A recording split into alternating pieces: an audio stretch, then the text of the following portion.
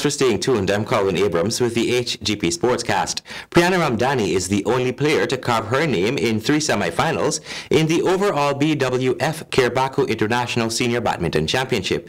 Stanford Howard has the details. It's looking to be quite a big year for 16-year-old junior player who still have farther to go, as she will be playing in the Kirbaku Regional Under-17 Championships next week and had only recently won the Kirbaku Junior International. Priyani, who had a tougher competition in the opening round against host nation Suriname player Imani Mangro, breezed through the second round against her Belgian counterpart in straight sets, 21-19, 21-18, to book her spot in the semi-finals. Nairani Ramdani in the men's quarter-final draw had no luck on his side after he had to face the #1 seeded player, Robert Manning of Luxembourg, in the tournament.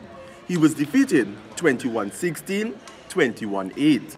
But later that evening, Nairani was back on the court, this time in the open men's double quarter-finals. Nairani Ramdani and Jonathan Mangard defeated the #2 seeded pair Jamal Jared and Russia Young Afat, 21-6, 21-14. The badminton sibling pair went on to book their spot in another semi-final, this time in the open mixed doubles quarter-finals, where they upset crowd favorites Olympia Serinin Optic and Marie Ann Zong in straight sets, 22-20, 21-18. Reporting for the HGP Sportscast, I am Stanford Howard.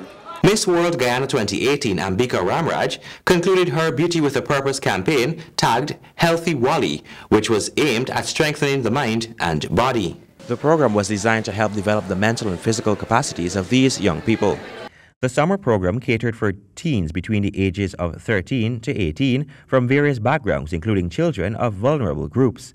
As Ambika is on her quest to become the next Miss World, she said she wished that she could have had much longer sessions with the children, but she is positive that they have learned a lot over the past 6 weeks. Tell us a bit about your project. Why this particular event? So I've been involved in sports for a really long time. I remember doing swimming at 3 and doing a lot of different activities from that age. So naturally, sports progressed with me. So as I grew, my ability in sport and my love for sport grew as well. So when I entered the Miss World competition, I knew I wanted to do something that incorporated sports. And through, going through your own different things, I actually realized how much sports helped me and my mental health. So what I wanted to do is I wanted to bring sports to these kids who have actually been exposed to some situations that may deplete their mental health. And I wanted to use sports as a coping mechanism for them, to give them something to turn to when they are feeling down or when they need a pick-me-up, something that wouldn't be destructive, something that is constructive and would be positive for their growth and development. So that's why I chose this program. Miss World franchise holder Natasha Martindale explained that this is something that Ambika is very passionate about and gave us some insight on how the children were selected. If I can recall, I think it's about either 37 or to 40 children. And from which communities? I think they were like from not only this community, but from all over. It was open to all kids, wide spectrum. Those who want to be involved in sports and physical activity and learning the impact that has on mental health awareness. Martindale expressed gratitude to the Minister of Social Cohesion, Dr. George Norton, and the Director of Sport, Christopher Jones, who have backed the program from its inception. Some of the participants of the summer program said they thoroughly enjoyed being active. It was good. It was fun. We did different activities.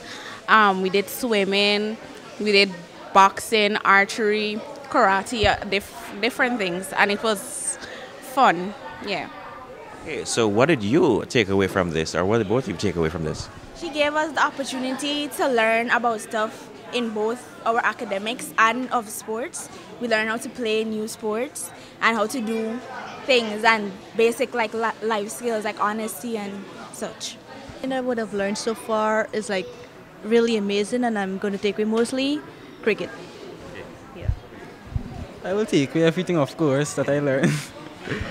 So physical health, is this important to you as a teenager? Because, physical health for young people like us is important. Are you going to continue doing some of the activities you learn here? Yes, of course I will. Yes, I will, just to keep my body healthy and in shape as always. everyone would like to do that, of course. So I will continue. The children received certificates of participation along with gift hampers to help them in the upcoming school year. Miss World 2018 will be the 68th edition of the Miss World pageant, which will take place in Sanya, China on December 8, 2018. From the Sophia Special School, Colwyn Abrams. The 10th annual Buxton Carl Hooper Cricket Club Cricket Academy concluded on Thursday. Stanford Howard filed this report. The Buxton Carl Hooper Cricket Club in the east coast of Demerara successfully hosted a 2-week academy for males and females, young and upcoming cricketers between the ages of 9 and 18. The academy, which was attended by 25 students, concluded on Thursday with a ceremony during which participants were given certificates and awards.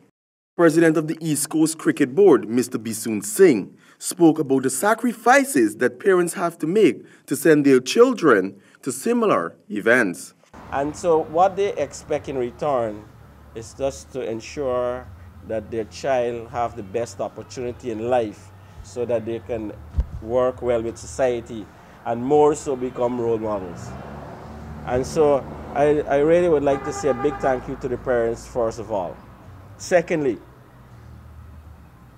those who were instrumental, the president and the executive of Buxton Carl Hooper Sports Club, and all those who would have contributed over the last few days. The president of the ECCB also told the students that with the 2 weeks of training they have received, it's now left up to them to put what they learn into practice. President of the Golden Grove Cricket Club also made remarks during the ceremony. As a friend, don't be selfish.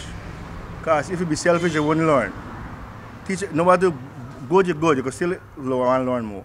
The best batsman still want to learn more because so much you can learn from one, share knowledge with one another, and thankfully you are cooperate with one another. Team cricket is teammates, not what who could bat and who could bowl. You are cooperate on the field and much enough thing to your clubs. Some of the students commented on what they learned during the 2 weeks they spent at the cricket club. This academy for the past 2 weeks, we have been learning the basics. Batting, bowling, fielding, the ways in which a batsman could be out.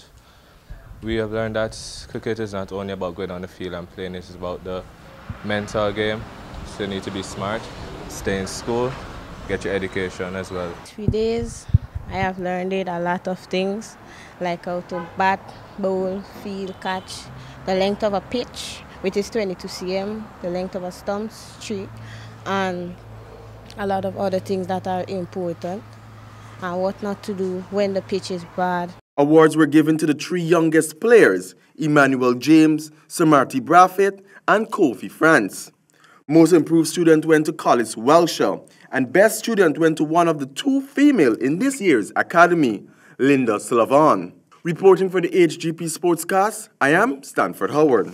Thank you, Stanford. The Jamaica Tallawahs collapsed to the Barbados Tridents Wednesday night in Florida in match 14 of the Hero CPL 2018. Here are the highlights.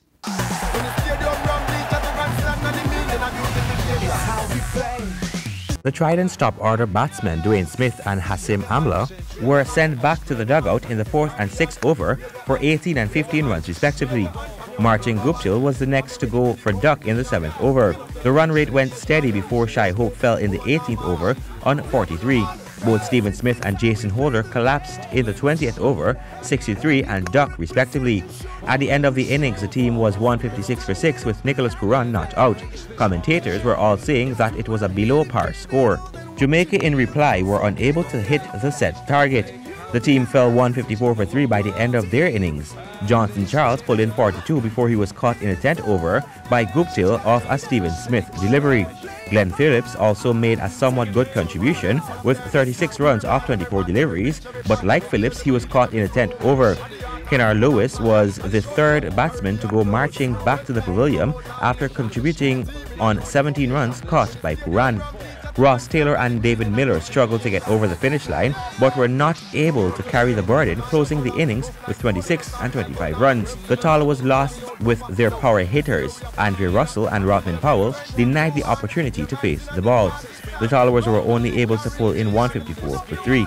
The Tridents won by 2 runs. Colwyn Abrams, HGP Sports.